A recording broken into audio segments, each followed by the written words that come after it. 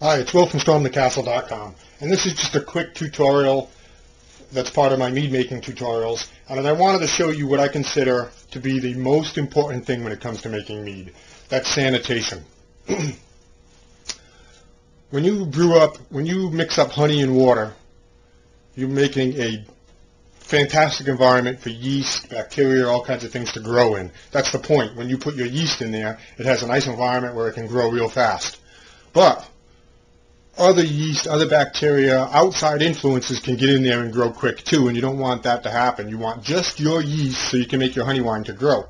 And the way you do that is to make sure you sanitize everything correctly, properly. So that's the most important thing when it comes to mead making. And if you do it right, you come up with a nice bottle with some nice mead.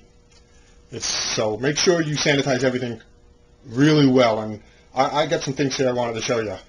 Sanitize everything. That means anything you use to mix anything, the honey, the yeast, your funnels, your airlock, your siphon hoses, of course your bottles, the stoppers, any corks, any of the tools that you're going to be using to mix it up or to make it.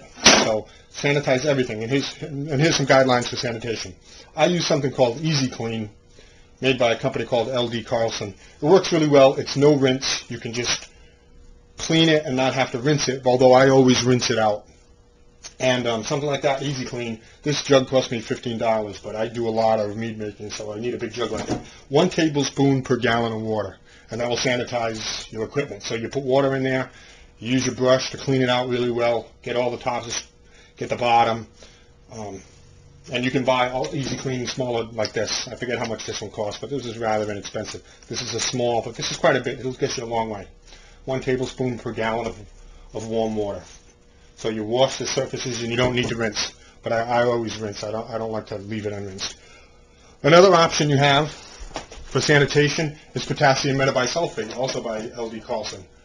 You can use this to kill wild yeast, just say in your honey. At a lower dose, it's a 1/4 teaspoon per 5 gallons of must. Or you can use this to sanitize, and it's the directions are 2 ounces to a gallon of water. So potassium metabisulfate is another option you can use. You can also use, there are recipes for using regular household bleach to sanitize your equipment. I'm not going to give you the recipe for that. I prefer not to use that, but it is an option that people used. You have to look that up. So get yourself some Easy Clean or some kind of a cleaner, sanitation for sanitizing equipment.